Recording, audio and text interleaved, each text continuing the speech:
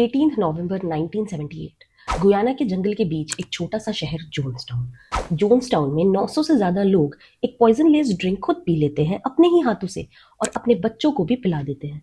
और जब ये सब हो रहा था, कुछ लोग चीयर कर रहे थे और कुछ रोते हुए थैंक यू बोल रहे थे अपने लीडर को, जिम जोन्स, जिसने 900 लोगों को कन्विंस कर दिया कि मौत ही सही रास्ता है। अब सवाल ये है, क्या वो लोग पागल तो नहीं थे? टीचर्स, नर्सेस, पेरेंट्स और कई एजुकेटेड लोग थे उनमें। तो फिर एक नॉर्मल इंसान अपनी मर्जी से अपनी जिंदगी कैसे खत्म कर सकता है? कल्ट लीडर्स पागल लोगों को टारगेट नहीं करते, वो ह्यूमन ब्रेन के उन एग्जैक्ट बटन्स को प्रेस करते हैं जो हम सबके अंदर होते हैं। आज हम एग्जैक्टली वही देखेंगे, वो साइकोलॉजिकल टैक्टिक्स जो कल्ट लीडर्स यूज करते हैं इंसान के दिमाग को हाईजैक करने के लिए। एंड ट्रस्ट मी, जब तुम ये सुनोगे तुम्हें लगेगा ये सिर्फ कल्ट्स की बात नहीं है, ये तुम्हारे आसपास स्मॉलर स्केल पे हर जगह हो रहा है। Stage 1, love bombing. Cult leader का पहला काम होता है सही इंसान ढूंढना, और वो टारगेट करते हैं उन लोगों को जो वल्नरेबल होते हैं। कोई जो रिसेंटली ब्रेकअप से गुजरा हो, कोई जो अपनी जॉब से अनहैप्पी हो, कोई जो लोनलीनेस फील कर रहा हो, या कोई जो अपनी लाइफ में मीनिंग ढूंढ रहा हो। और जब उन्हें सही इंसान मिल जाता है तो फिर शुरू होती है लव बॉम्बिंग। सडनली ये लोग तुम्हें इतना अटेंशन देते हैं, इतना प्यार देते हैं, इतना वैलिडेट करते हैं जितना तुम्हें शायद अपनी लाइफ में कभी नहीं मिला। तुम कितने स्पेशल हो, हमने तुम्हारे जैसा इंसान कभी नहीं देखा, तुम हमारी फैमिली हो हमेशा के लिए। साइकोलॉजिकली इससे एक पावरफुल डोपामीन रिस्पॉन्स ट्रिगर होता है। ब्रेन को लगता है उसने कुछ इनक्रेडिबल ढूंढ लिया, और लोग बहुत जल्दी बिना रियलाइज किए अटैच होना शुरू कर देते हैं। यही रीजन है कि बहुत सारे लोग जो कल्ट्स ज्वाइन करते हैं वो अपने पहले ही मीटिंग या इवेंट के बाद ही हुक्ड फील करते हैं। Stage 2, isolation. एक बार इंसान हुक्ड हो गया तो नेक्स्ट स्टेप होता है आइसोलेशन। कल्ट सटली इंसान को उसके फ्रेंड्स, फैमिली और बाहर की दुनिया से दूर करना शुरू कर देता है। They don't say it out loud directly कि अपनी फैमिली छोड़ दो।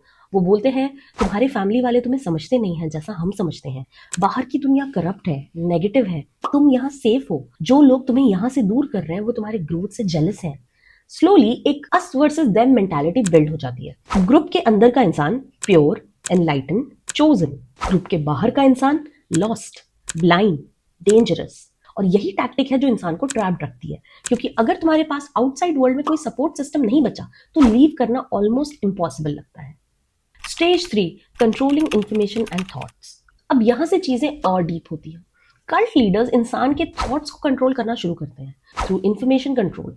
वो डिसाइड करते हैं तुम क्या पढ़ोगे, क्या सुनोगे, क्या देखोगे। न्यूज, बुक्स, आउटसाइड ओपिनियंस, सब नेगेटिव एनर्जी या फॉल्स इंफॉर्मेशन बोल के बैन कर दिया जाता है। और साथ में एक पावरफुल टूल यूज होता है जिसको साइकोलॉजिस्ट कहते हैं thought terminating clichés.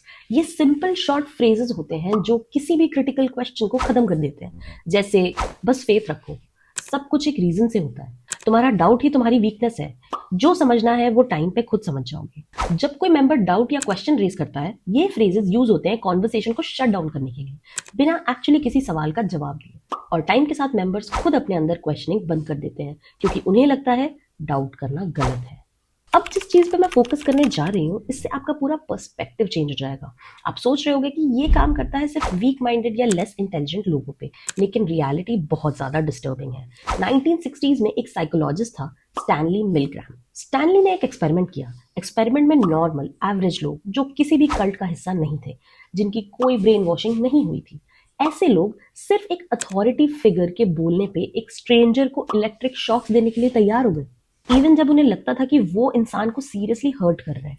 65% participants extreme levels तक गए, सिर्फ इसलिए क्योंकि एक आदमी व्हाइट कोट में खड़ा था और बोल रहा था कंटिन्यू। इसका मतलब क्या है? ह्यूमन ब्रेन में ऑलरेडी एक डिफॉल्ट सेटिंग है, अथॉरिटी फॉलो करना, ग्रुप के साथ रहना, बिलोंगिंगनेस ढूंढना। कल्ट लीडर कुछ नया नहीं इन्वेंट करते, वो सिर्फ इन ऑलरेडी एग्जिस्टिंग वायरिंग को एक्सप्लॉइट करते हैं। यही रीजन है कि doctors, engineers, lawyers, even highly intelligent लोग कल्ट्स ज्वाइन कर लेते हैं। इंटेलिजेंस इनसे बचता नहीं है, क्योंकि ये इंटेलिजेंस का गेम है ही नहीं, ये इमोशनल लीड्स और सोशल वायरिंग का गेम है। और अब जो आगे हम देखेंगे वो और भी ज्यादा इंटरेस्टिंग है, क्योंकि अब हम देखेंगे कि एक बार ट्रैप्ड होने के बाद लोग लीव क्यों नहीं करते, चाहे उन्हें पता भी हो कुछ गलत है। Stage 4, the sunk cost trap. Cults इंसान को एक दिन में एक्सट्रीम कमिटमेंट के लिए नहीं बोलते, ये प्रोसेस ग्रेजुअल होता है, छोटे छोटे स्टेप्स में। पहले एक मीटिंग अटेंड करो, फिर एक वीकेंड रिट्रीट, फिर कुछ सेविंग्स डोनेट करो कॉज के लिए, फिर अपना घर छोड़ दो, कम्युनिटी में शिफ्ट हो जाओ, फिर अपनी जॉब छोड़ दो फुल टाइम सर्विस के लिए, हर स्टेप छोटा लगता है जब तुम करते हो, लेकिन जब तुम पीछे देखते हो तुमने ऑलरेडी अपना पैसा, अपना टाइम, अपनी रिलेशनशिप्स, अपनी आइडेंटिटी सब कुछ इन्वेस्ट कर दिया होता है। और यही साइकोलॉजी का बहुत पावरफुल बायस काम करता है, सम कॉस्ट फैलेसी। ब्रेन सोचता है मैंने इतना कुछ ऑलरेडी दे दिया है, अगर आई लीव तो वो सब वेस्ट हो जाएगा। तो इंसान रुक जाता है, सिर्फ इसलिए क्योंकि छोड़ना ऑलरेडी दिए गए सैक्रिफाइस को यूजलेस फील करवाता है। Stage 5, fear, guilt and identity replacement.